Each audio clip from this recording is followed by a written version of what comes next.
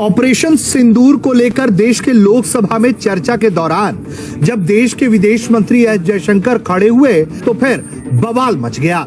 उस दौरान लगातार विपक्ष की टोका टोकी से नाराज देश के गृह मंत्री जब खड़े हुए तो उनका एक अलग ही तेवर देखने को मिला। वहाँ बैठे हैं और 20 साल तक वहीं बैठने वाले हैं। कश्मीर के पहलगाम हमले का आज बदला पूरा हुआ है। 3 खूंखार आतंकियों को सेना ने फूंक डाला है। हम लाते हैं टॉक शोज और अनलिमिटेड एंटरटेनमेंट सिर्फ YouTube पर।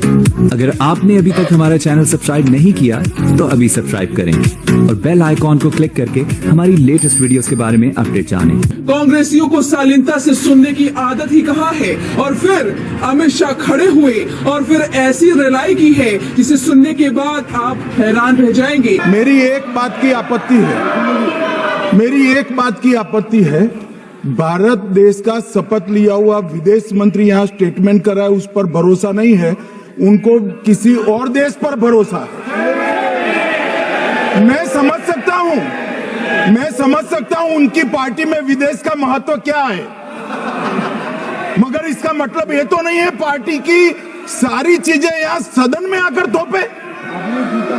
भारत के विदेश मंत्री पर भरोसा नहीं करोगे? ओथ लिया हुआ व्यक्ति यहाँ पर बोल रहा है, ही इज रिस्पॉन्सिबल।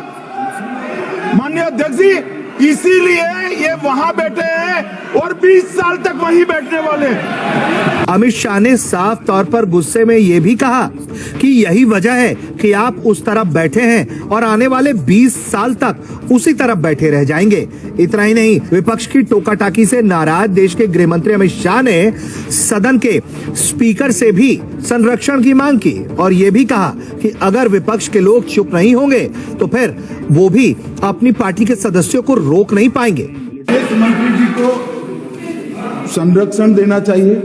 उनके स्पीकर जब बोल रहे थे हम पूरे धैर्य से सुने। मैं बताऊंगा कितनी असत्य बातें बोली गई कल, परंतु फिर भी असत्य को भी हम हलाहल समझकर पी गए। अब ये सत्य भी नहीं सुन पाते हैं। माननीय अध्यक्ष जी, मुझे लगता है आपको प्रोटेक्शन देना चाहिए।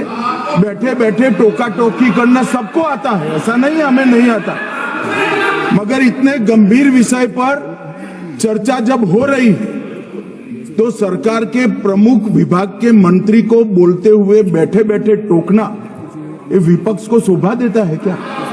मान्यवर, आपने बिल्कुल उनको आग्रह से कहना चाहिए, वरना हम भी हमारे मेंबर को बाद में समझा नहीं पाएंगे। दरअसल विदेश मंत्री एस जयशंकर सदन को ये बता रहे थे कि 9 मई की रात को यूएस के वाइस प्रेसिडेंट जेडी वांस ने पीएम नरेंद्र मोदी को फोन किया और ये कहा कि अगले कुछ घंटे में पाकिस्तान भारत पर एक बड़े हमले की तैयारी कर रहा है।